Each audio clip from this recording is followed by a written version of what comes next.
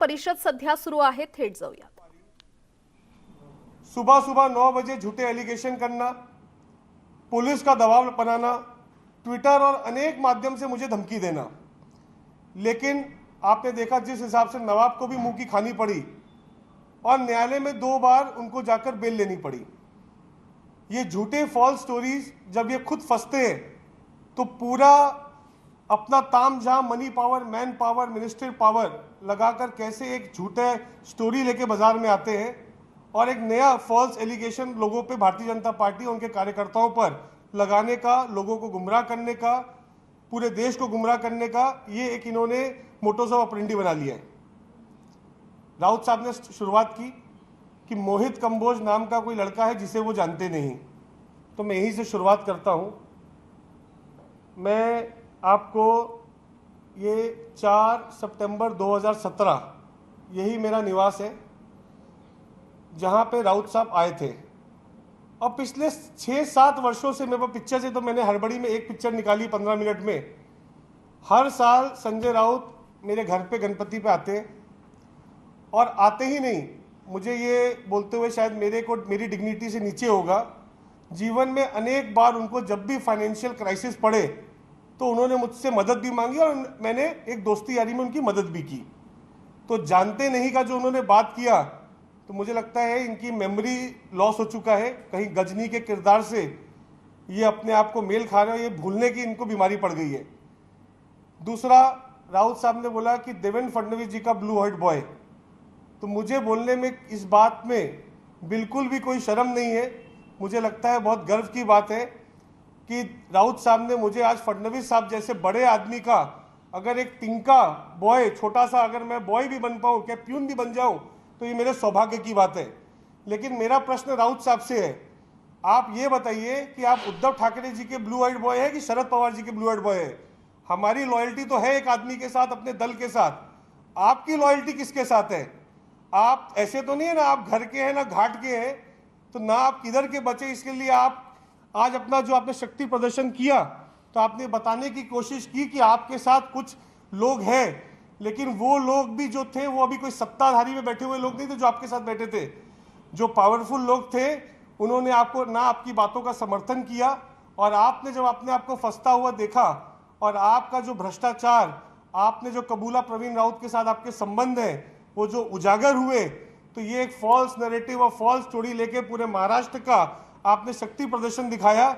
मुझे लगता है ये आपका फ्लॉप शो, और ये ऐसा फ्लॉप शो है कि इसमें जो शुरुआत आपने बोली थी कि पसीने आ जाएंगे विपक्ष के, जब कुर्सी से उठे तो पसीने पसीने तो आपके हो चुके थे। वहां पर आपने आरोप लगाए, पहला आरोप गुरु आशीष। तो मैं राउत साहब को बोलना चाहूंगा कि शासन आपके पास है, प्रशासन आपके पास है, आप जब भी कोई प्रेस कॉन्फ्रेंस करते हैं तो अभ्यास करने की बहुत जरूरत है आपको। आपने बोला कि गुरु आशीष से, राकेश वधावन से 12,000 करोड़ की वैल्यू की लैंड, जो 1,65,000 स्क्वायर फीट है, मतलब 10 लाख रुपया स्क्वायर फीट के भाव से जो लैंड होनी चाहिए वो मैंने 100 करोड़ में ली। राउत साहब, 1.5 लाख स्क्वायर फीट की लैंड 12,000 करोड़ रुपए की, मतलब 10 लाख रुपए से अधिक के स्क्वायर फीट की लैंड मुंबई में, क्या पूरे विश्व में किधर है क्या?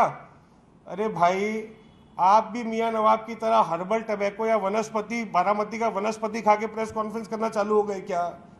क्या बोल रहे हो आप क्या बताना चाह रहे हो? 10 लाख रुपए स्क्वायर फीट की लैंड होती है क्या किधर पूरे विश्व में? ये पहला मेरा क्वेश्चन है राउत साहब से। दूसरा, मेरी कंपनी ने 2010 में गुरु आशीष, जिसने माड़ा का स्कैम किया, उससे मेरी कंपनी ने 2010 में लैंड खरीदी।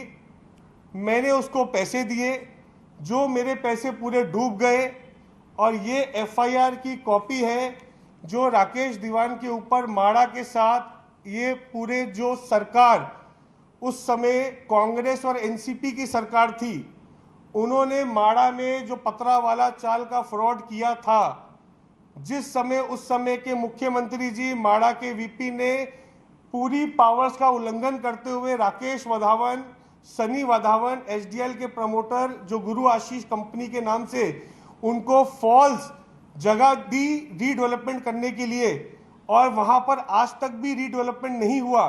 मेरे जैसे 9 डेवलपर ने वहां पे गुरु आशीष से एफएसआई खरीदी, किसी को एफएसआई जनरेट नहीं हुई, एफएसआई नहीं मिली। नहीं मिलने के बाद 2015 में गुरु आशीष के ऊपर देवेंद्र फडणवीस जी ने एफआईआर की, उसके कंप्लेनर हम लोग हैं। जिसके ऊपर प्रवीण राउत का जो स्कैम था, जो प्रवीण राउत ने संजय राउत की मदद लेके पतरावाला चाल का स्कैम किया, 2007-2008 में गुरु आशीष के साथ मिला, हम सबको इसके अंदर फंसाया गया। ये एफआईआर करने वाला कंप्लेनर कोई और नहीं, मैं खुद हूं। तो आप क्या बताना चाह रहे हैं? आपके पास ईओडब्ल्यू है, आपके पास ईओडब्ल्यू की कंप्लेंट निकालिए, उस कंप्लेंट में कंप्लेनर कौन है, उसके अंदर स्टेटमेंट किसके हैं? तो आप क्या बोलना चाह रहे हैं कि मैंने स्कैम मेरे साथ ही किया? अरे भाई, मैं भुक्तभोगी आदमी हूं, मेरे पैसे डूब गए उसके अंदर, मैंने पैसे की रिकवरी के अंदर एफआईआर मैंने की है। तो आपको जब विषय की माहिती नहीं है, सिर्फ प्रेस कॉन्फ्रेंस करके झूठे झूठे आरोप लगाना, ये आप बंद कीजिए। दूसरा विषय, उन्होंने मेरे अनेक कंपनियों के नाम गिनाए और उन्होंने बोला इसमें पैसे कहाँ से आते हैं। मैं आपको चैलेंज देता हूँ, आपको पूरा खुला आह्वान देता हूँ, जो जांच करानी है आप जांच करा लीजिए, मैं आपके हर जांच का जवाब दूंगा। ये रहा संजय राउत जी ने जो मुझ पे एलिगेशन लगाए, उसका जवाब। अब मेरा संजय राउत जी से प्रश्न रहेगा कि राउत साहब, प्रवीण राउत, आप जो फाइलें बता रहे थे सबकी, DDPL global infra private limited, DDPL global infra private limited Naigaon Vasai Virar में प्रवीण राउत के फ्रंटमैन ने मैन पावर, मसल पावर और संजय राउत पावर का दुरुपयोग करते हुए एक आदमी के झूठी पावर अटॉर्नी बनाकर 175 एकड़ लैंड बॉम्बे के सुप्रसिद्ध बिल्डर को बेच दी। एंटी करप्शन में जब उसकी कंप्लेन हुई तो आज तक उसमें कोई भी इंक्वायरी नहीं हुई। ये पूरी जानकारी मैं खुद अब ईओडब्ल्यू में दूंगा और मैं देखता हूं कि ईओडब्ल्यू इसमें एफआईआर दर्ज करती है कि नहीं करती है। और जब इसकी मीटिंग हुई तो वो मीटिंग में सेटलमेंट में प्रवीण राउत के साथ संजय राउत खुद उपलब्ध थे और धमका रहे थे।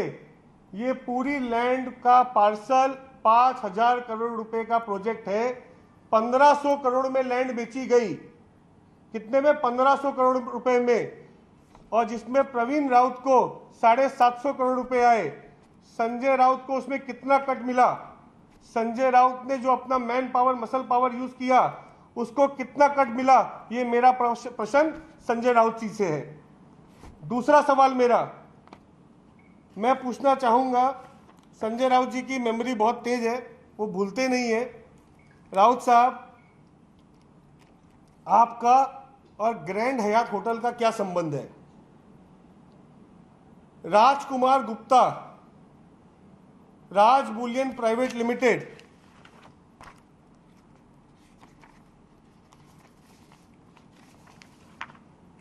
डीआरआई का ये केस नंबर है। ये डीआरआई का राजकुमार गुप्ता, वंदना गुप्ता, 2 लोगों का ये डीआरआई की एफआईआर है, जिनके ऊपर देश के सबसे बड़े स्मगलिंग रैकेट चलाने का आरोप है। संजय राउत का इनके साथ क्या संबंध है? स्मगलर के साथ, जिनका डीआरआई के स्मगलर लोगों के साथ संजय राउत का क्या संबंध है? इनकी दलाली करने में, इनसे कितने पैसे वसूली करने में, इन्होंने ये जो मियाँ बीबी बंटी और बबली हैं, गलत तरीके से मुंबई में प्रॉपर्टी खरीदते हैं, इसमें संजय राउत का कितना कट है? ये एफआईआर की कॉपी है जो हो नहीं रही थी, लेकिन कोर्ट के ऑर्डर से राजकुमार गुप्ता, वंदना गुप्ता में हुई। इसमें जो पैसे के लेन देन हुए, संजय राउत ने इसमें कैश में 3 करोड़ रुपए में कितने रुपए लिए? मेरा सवाल संजय राउत से ये है। आप अपने देश के गोल्ड स्मगलर जो 2016, 17, 18 में DRI में अरेस्ट थे, उनके साथ आपके क्या संबंध है, ये आप दुनिया को बताइए।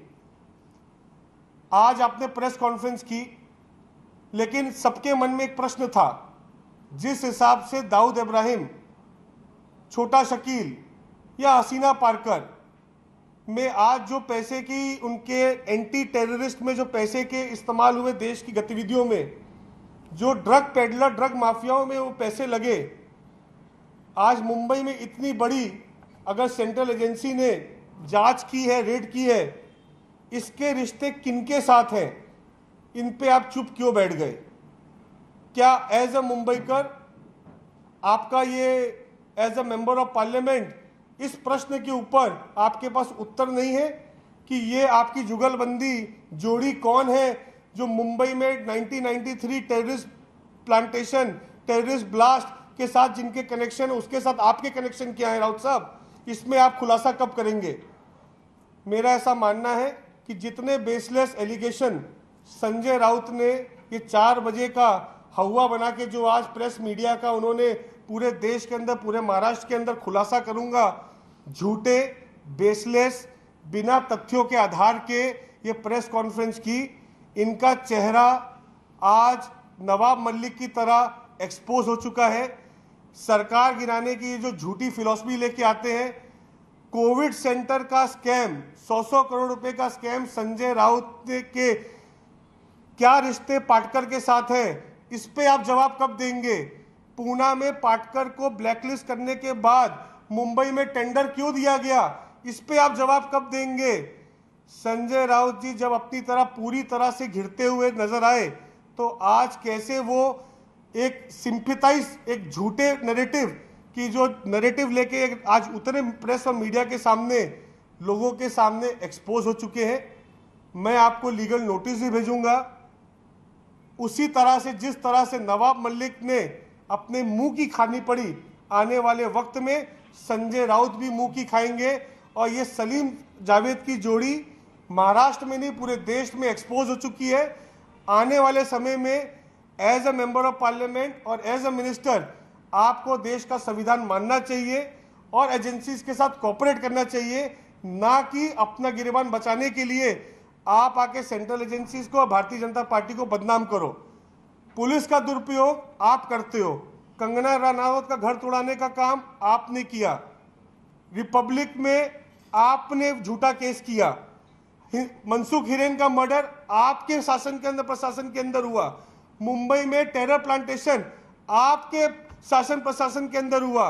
नारायण राणे जी के ऊपर झूठा केस करके एक दिन के उनको अरेस्ट करने का काम आपके शासन प्रशासन में हुआ।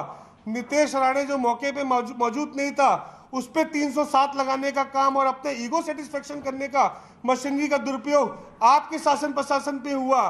उतना ही नहीं, इंक फेंकने के ऊपर, कलेक्टर के ऊपर, रवि राणा आमदार के ऊपर 307 लगाने का काम आपके शासन प्रशासन पे हुआ। भारतीय जनता पार्टी का कोई आदमी, सुनैना होले हो या कोई भी एक थर्ड एक्टिविस्ट समित ठक्कर हो, या ऐसे अनेक कितने भी कार्यकर्ता अगर प्रश्न पूछते हैं तो उनको अरेस्ट करना और उनके ऊपर FIR करना और पद का पूरे पुलिस पावर का, मैन पावर का दुरुपयोग करने का काम आपके शासन प्रशासन में हुआ। और आपको ऐसा लगता है कि आप बोलते हो आप झुकोगे नहीं, तो मैं इतना बोल के आपको, वाणी को अपनी विराम दूंगा। संजय राउत जी, हम भी झुकेंगे नहीं। आपके ना शासन से, ना प्रशासन से, ना झूठे नैरेटिव से हम झुकने वाले नहीं हैं। ये बात आप मेरी चेतावनी ले लीजिए। और संजय राउत का स्मगलर लोगों के साथ क्या संबंध है, ये आप आगे बताइए। ग्रैंड हयात की ऑडियो और पूरी रिकॉर्डिंग और पूरे मोबाइल के प्रूफ मैं आने वाले समय में मीडिया को दूंगा।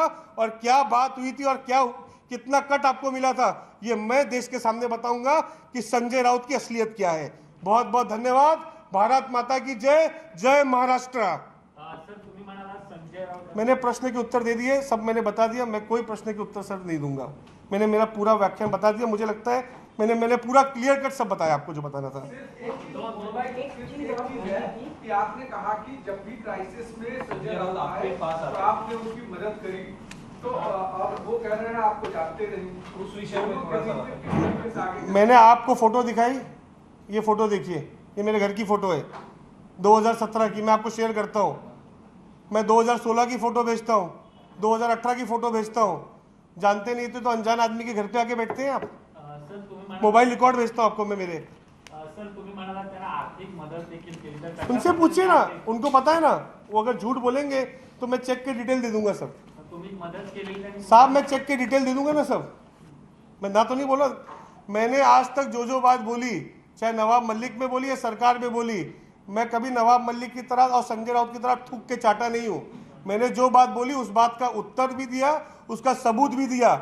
झूठे आरोप लगाना मेरे खून के अंदर नहीं है, संजय राउत के खून में होगा। सर उन्होंने बोला है कि हम फडणवीस को डुबा देंगे। देखिए ऐसा है, फडणवीस साहब के तो एक बाल के तिनका भी संजय राउत नहीं है।